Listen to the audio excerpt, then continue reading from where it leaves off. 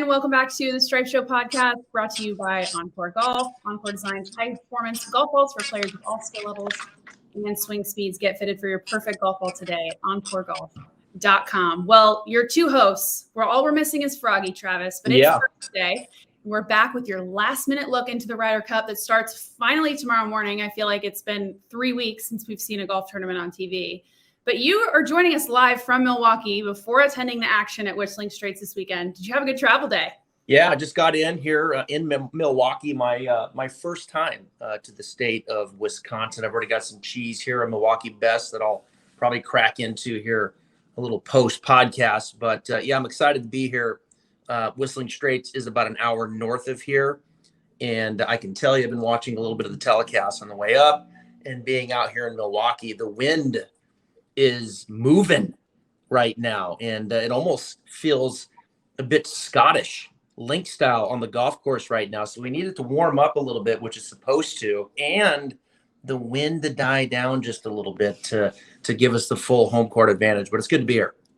What is your schedule? Why are you there? You don't typically travel like this, so tell us what's up. Yeah, I'm emceeing a couple events. A group called On Location will be at the Harley Davidson Museum tonight, and emceeing that event, and then we'll be at a different location on Friday, and I'll be spending some time with Tony Jacklin, a little Q&A with him. I believe Scott Verplank, Claude Harbor III will join us on Friday, so a little Q&A style, a little partying, a couple drinks, and reminisce about what just happened in the Ryder Cup as we get it rolling here tomorrow. Well, yeah, it is Thursday. Like we said, I feel like we've covered every storyline and we're running out of things to talk about. But Kohler is a good place. I spent some time there in 2012 when I played in the U.S. Open at Black Wolf Run. Obviously, we're at Whistling Straits, which is like their sister course. So they're affiliated in some way. But about the course, it's link style. And like you said, it does on paper, right, tend to favor the Europeans, especially with the wind. So what should we be looking out for on TV this week? Well, I think, the wind's going to dry it out a little bit. It looks kind of linksy. The wind's going to make it feel certainly linksy. I think the way it'll play will be American-based as far as the ball carrying through the air. We don't want the wind to be howling too much. Perhaps that'll take away a little bit of the advantage. But these fairways, it's Pete Dye. So when you stand on the tee, there's going to be a couple moments where when you're looking at the TV, you're going to ask yourself, where the hell are they going? Because you can't see the fairway. And Pete Dye is the master at getting you looking different places. These practice rounds are really important to get your sight lines off the tee, especially when the wind changes. I think carrying the ball 300 plus, which we have a lot of guys that can do that, will give them the advantage. There's not going to be much rough off the fairway. I do think it'll be a carry it to the hole type of thing. I think the greens will remain receptive. The ball's not going to be bouncing up and around like we would see overseas. So there's some trouble around the greens, though. That's for sure. I'm very curious on the pin locations. How difficult do they want to get the pins? I've been talking the last 2 weeks. I'd like to keep it pretty vanilla. Use the length. I think we're better iron players, and just keep it kind of vanilla, and let's make some putts, which has been difficult because Europe, as you know, seems to make all the big putts. Yeah, they do. But let's talk about the wind, because that's something that I feel like in instruction, which you're in instruction, as we know, you don't necessarily teach a lot unless you're on a playing lesson or something like that with your instructor. So when you're at a course and you're playing on the weekend and the wind kicks up, what's your typical strategy? What would you advise for those weekend golfers? How do you gauge that? Well, just in general, most amateurs come up short. So, just taking more club in general is kind of a hard thing to do for most amateurs, because they don't take enough into greens and they come up short more times than not. So when you get the wind going, especially into the wind and crosswinds, it's going to knock it down even more. So, first and foremost, you're always encouraging amateurs to take enough club, and sometimes it's even 2 more clubs, and hit that shot, the stock shot. And then if they can flight it, of course, that's an advantage. And just learning to flight the ball down is a shot that really all amateurs should learn, regardless if the wind is blowing or not, because it's going to suggest how to lean the shaft forward, deal off the face. And that's just a high caliber shot. So when you look at players who add loft, now the wind's blowing, it tends to eat it up more. And so that lower trajectory, learning how to hit that, taking enough club, more than enough club, allows you to flight it and allows you not to swing as hard. And we know that's conducive in the wind. I love a good punch shot. And Yeah. there was a whole time in my career where I think that's all I hit. And let me tell you what, I hit it further than I did trying to with that full swing. Because the D-loft, that's right. That's right. And you're going to see that shot this week. There's no question about it. You're going to see a lot of little sawed-off shots. And for these guys, trust me, they will be hitting shots. And this is an interesting thing. They'll be hitting shots, especially into the wind. And even downwind, you'd be surprised how they want to keep it down even a little bit downwind. But getting comfortable hitting like a 7-iron from 150, that's something that they don't do very often. And I do think there's going to be some pretty good gusts coming off Lake Michigan where you're going to be seeing a lot of club and certainly sawed off types of shots. Yeah, that makes sense. It'll be interesting to watch a lot of the holes there on the lake as we know. But let's talk about what we've seen so far from both teams. Both teams have been up there for a few days. As we talked a little bit before the pod, Europe seems to be having a little bit more fun. USA, a little bit more business type feel. That's pretty standard for the Ryder Cup for us. What are your initial thoughts just looking at how the teams have interacted in the past few days? Well, I mean, I tweeted it out. Europe looks just far more comfortable, hanging around each other. I think it's just being around each other for this period of time. Europe, in the way that the European Tour is and the way a lot of these guys came up, they travel together. It's not uncommon to be doing a lot of different things together when you're on tour, on the European Tour.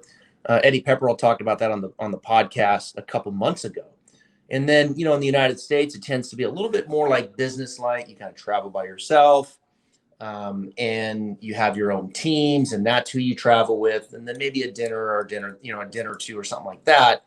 But it's a little bit more business-like. It's a little bit more from an individual standpoint, your own brand, entrepreneur. They have their own logos, and that's very much corporate America. So I think that's kind of what you see when they get around each other. It doesn't look as natural as it would from the European Tour perspective, because I do think they buy in more to that team atmosphere. They have that trust. They've joked around. They know how far they can push it with one another. So it just comes across very authentic. And you saw it yesterday with these cheeseheads, when they come out and they're wearing the cheeseheads and they're kind of buying in, they're getting everybody to kind of, gravitate towards them. They're good guys.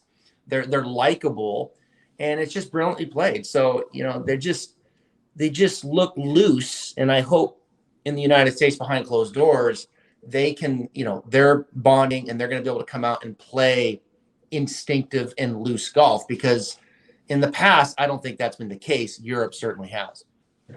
That makes sense. I mean, I did see the cheesehead thing. It was funny. Yeah. It was trying to win over the, Wisconsin whole vibe, everybody who's there. You were traveling today, though, and I will say we need to give the U.S. a little credit because they came out on the first tee today with beer cannon things. Okay. Silver beer cannons. Perfect. Yeah. Honestly, they didn't need the cannons because the beers kept going over the stands. But it's the thought that counts. Yeah. And they had Team USA on them. They were loading beers in, and Jim Furyk was running around the first tee. That's the kind of stuff that we need to see. And I do think that, I don't know if maybe it's the day before they're leaning into it a little bit more, but Bryson galloping around the first tee. This is a chance for him, I really think, to flip the script on what people think about him. But let's talk about that a little bit. Do we think that the Brooks-Bryson feud is really put to bed as Stricker and everyone says it is? I mean, I think it's a little staged, and that's just my thought from the outside looking in. The video of Brooks walking up to Bryson and they're capturing. I mean, it looked almost a little Hollywood, a little staged to like, hey, guys, there's no problem here. Oh, okay. So, I don't think they're walking out of there going to Disneyland together anytime soon. I mean, I think they're putting their differences aside for the week and off they go. Who knows? Maybe they did have dinner and it is authentic and they're moving on. It feels staged to me. It feels a little forced, but it is good to see, America coming out and showing some personality and loosening up a little bit, because that's what they need to do. I mean, Stricker, his number one job is he's got the better team, and when you have the better team, can you create the environment that's going to allow them to flourish? That's the number one job. I think Stricker, he's a great guy, but he's serious. He's businesslike. Can he loosen up a little bit and create that environment with some of the other vice captains, like you talked about, with Furyk, who can show some personality, likes to hoop it up a little bit. Freddie's calm and, can crack some jokes. Can they loosen up and just go out and just play instinctive golf? And if they can do that, they're the better team and they'll win.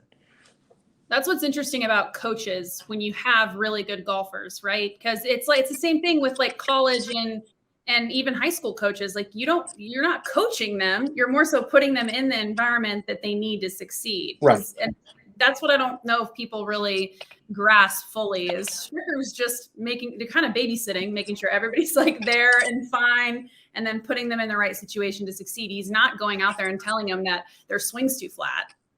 No. Stricker, there's some X's and O's, I think, with some of the matchups. I mean, there's probably some things to look at statistically, especially from an alternate shot standpoint.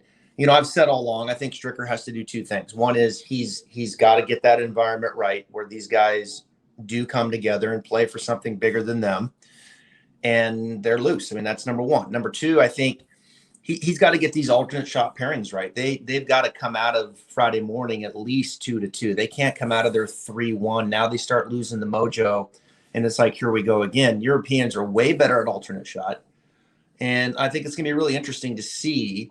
I think I have an idea what he's going to do, but it's going to be interesting to see what happens Friday morning. Americans can set the stage. They come out and they roll 3-1, very much like they did in Hazeltine. I think they can rout these guys. But, it's kind of like one of those things. The more you let them hang around, this is an experienced group in Europe. They know how to win this. And I'll tell you, Samantha, it's just brilliant to watch their strategy too. I mean, and it starts with their social media, some of the videos that come. I mean, it's just brilliant that when you look at them, the first thing, you just kind of relax, you laugh, they feel approachable. They come out with the cheese heads, they deflect all stress and expectation to the Americans. Hey, we're on their soil. The golf course is going to be set up for them. They're the better players in official world of golf. I mean, it's just them, always like they're the better players. And they just like, hey, we're just here to play golf and we know what we're doing and we're confident and off we go. So I love their approach. They're just so much better at this. When you really sit back and analyze it from the team competition than the Americans are. I think there's a lot to learn. I think America will win, but I think there are things to learn from this European team and the way they handle this road game. It's brilliant. How much of a impact do you think passion plays in this specific tournament? Because you look at a guy like Ian Poulter, who was picked as a captain's pick, who's not near the form or talent as most of the guys on the USA team, maybe all. But he's has never lost, and there's some crazy stat about him. He's great in the Ryder Cup. He shows up for it because he's passionate about it. Yeah. How much can you take that into consideration when it comes to Europe too? I think it's everything. He wants to be there. I think I go back to Brooks, and he talks about how it's hard for him to get up for other tournaments, and he just really can focus around major championships. It shows, and then you get into the deflection of, well, I guess I'm not wired for this team competition, right? And I think as much as I appreciate the transparency and the honesty, I do think that's shared by some other players. I do. I think there's guys that can take or leave the Ryder Cup. I think it's lost some of its appeal. I know when I was growing up, it was the thing. And I do think in America, Jordan Spieth said his number one goal this year was to get back on the Ryder Cup. That's a big statement.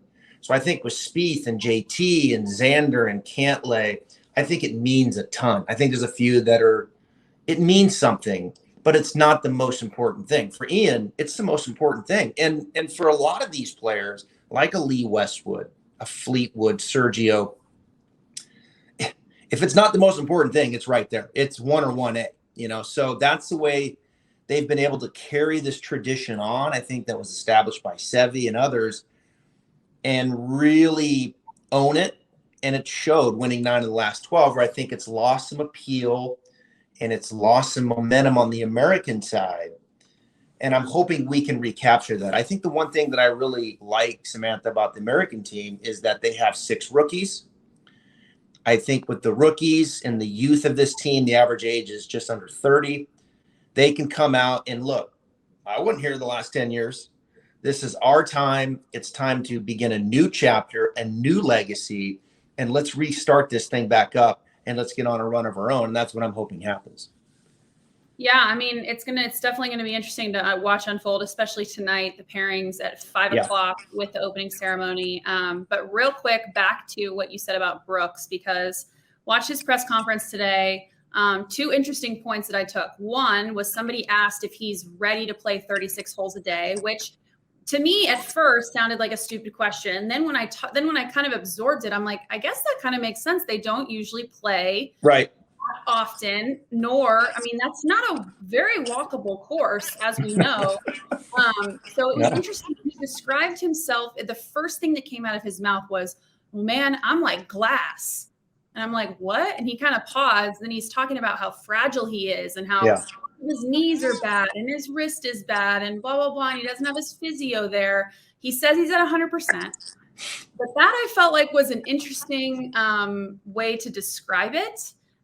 Considering he acts so, ultra rubber tough, like, right? Yeah, I think there's a lot of pressure on Brooks this week. I really do. I think the way he's handled it, and some people that's not a big deal. I think it is a big deal. I think Brooks has done a lot this year off the course with the Bryson feud, with the interview with Golf Digest. The way he handles, some of the questions. I mean, there's a lot of pressure there for Brooks to go out and perform here. And if he doesn't, then, he very well might hear it from some of the American fans. So I think there's some pressure there. I don't think Brooks is going to play 36. I think that'd be silly considering his injuries. I think what we're going to see Friday morning is we're going to see JT and Spieth go out first. I mean, to me, those are the leaders. Those are the guys I'm hoping that's kind of taking the bull by the horn in the locker room. And I think you're going to see them number 1. And then I think you're going to see Cantlay and Xander number 2. And I think if those 4 guys can go out and set the tone and they're playing some decent golf, I think you'll see him for 5. I think you'll see him for 5 matches. Those are the 4 guys. Now, Morikawa I would put in there, but I don't know where Morikawa's at physically either. He was tired at the end of last year and he was having some back issues. That's why he didn't play good. So I think Morikawa, you have to kind of maybe show him 3 times. But those first 4, to me, are the dogs. They're the leaders. Brooks, I think you save for 4 ball, best ball in the afternoon. I think you save Bryson for best ball in the afternoon.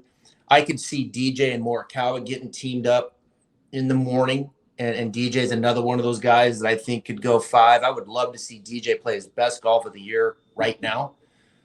Because I think, DJ is kind of a guy. I was using this analogy with someone on the airplane coming up. I was like, it's like DJ to me is someone, it's like that star wide receiver that you want to get in the game early, in an NFL game. Let's just throw him like a little 2-yard out, and get his game going.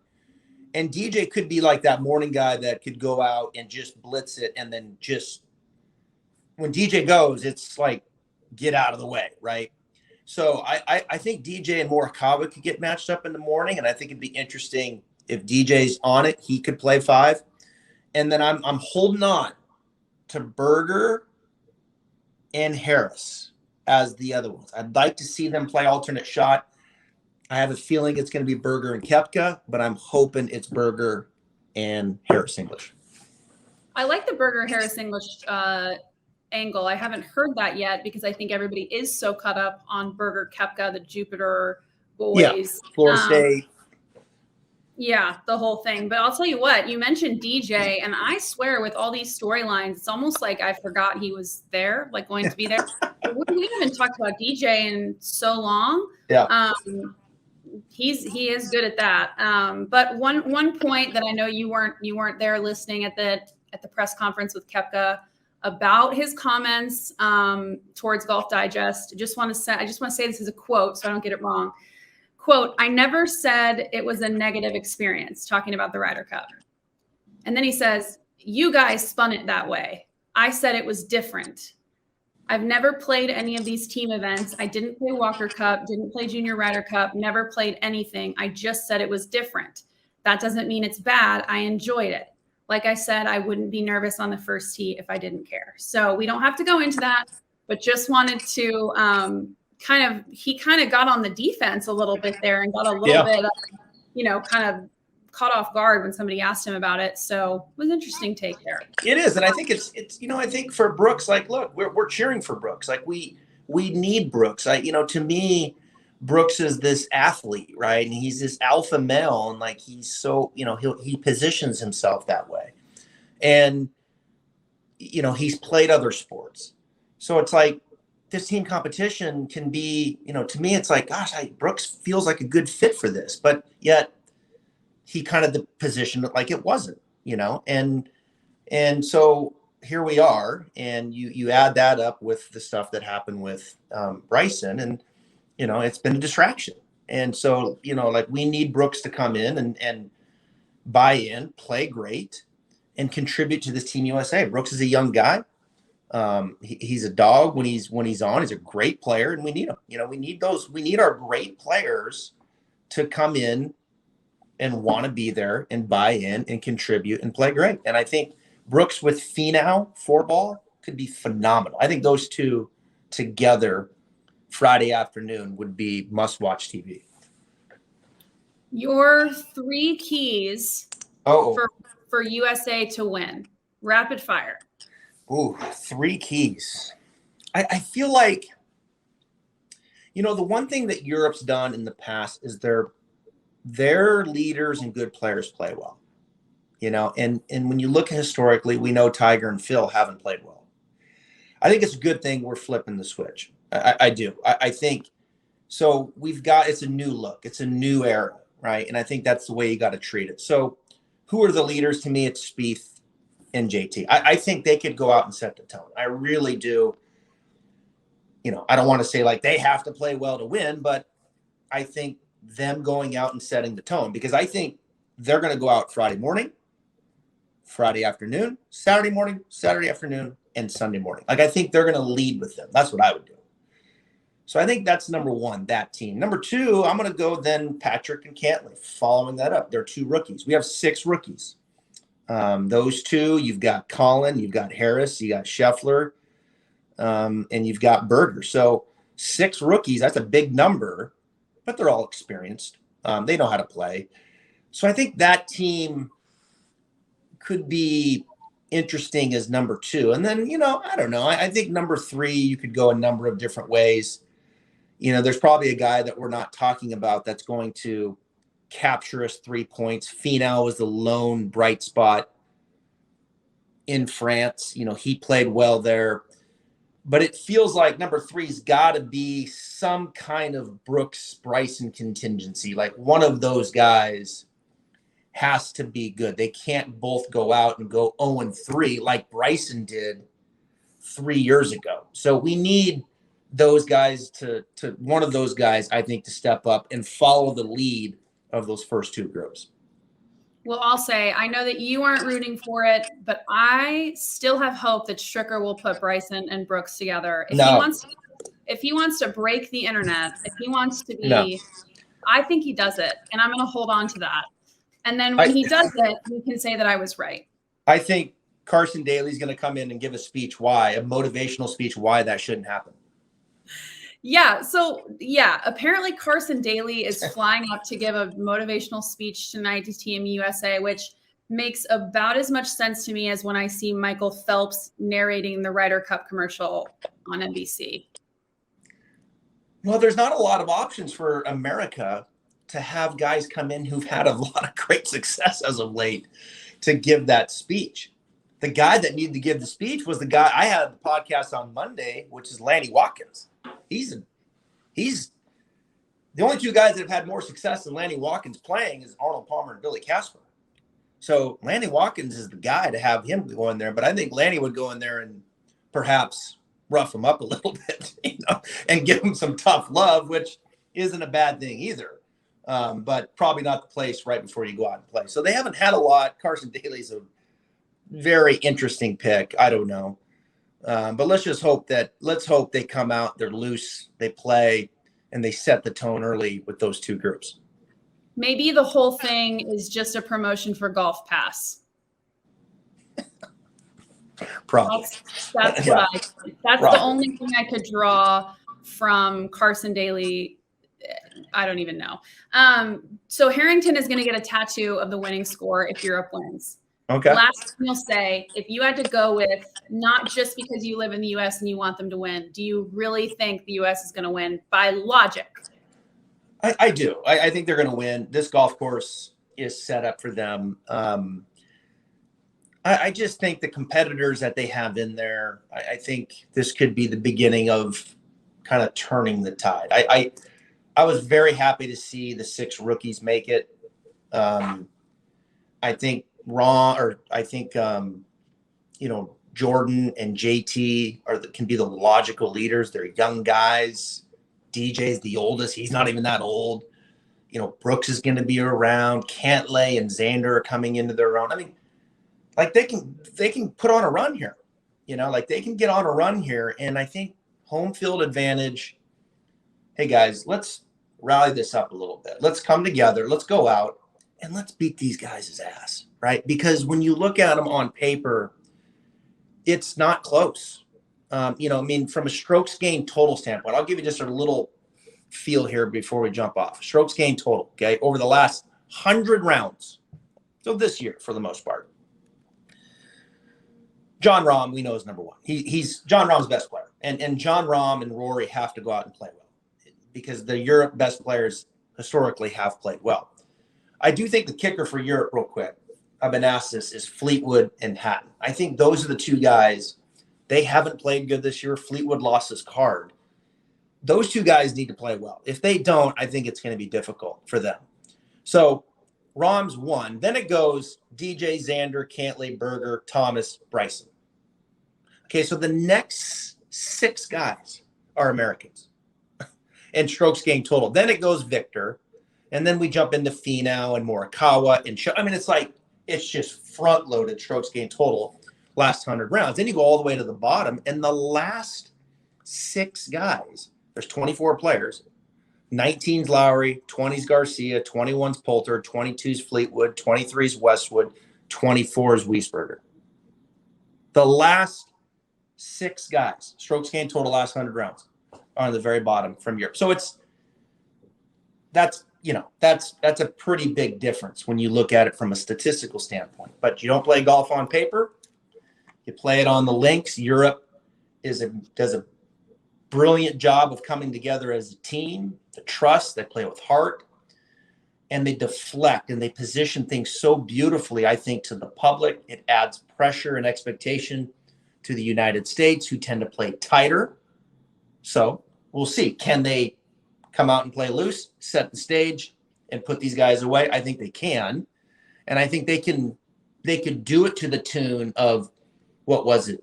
I think they beat us by 6 or 7 points in France. I think if they could do that, right? They have that kind of skill set on their team to put this team away by 5 or 6. Well, you talk about strokes gained approach, but I would argue that strokes gained passion, Yeah. Europe is 12.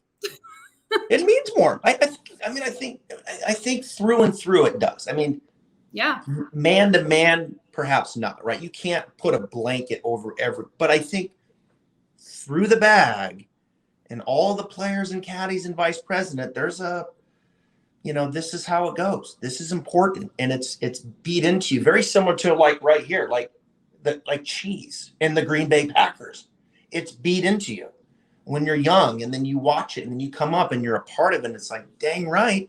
This is unbelievable. The best thing in the world. So yeah, we'll see. I think Friday morning, 2-2, 3-1 Americans, off we go. 3-1 Europe. We're in for a fight.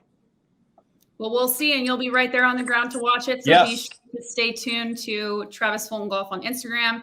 Travis Fulton on Twitter and Facebook. And we will be back at you next week for some long drive coverage. Yes. And we're going to be talking to some long drive people. Going to have a series of how to hit longer drives on social media. So stay tuned for that. And Travis, have fun this weekend. All right. Thank you, Samantha. We'll be in touch. No pod tomorrow. We'll be back on Monday. See you guys.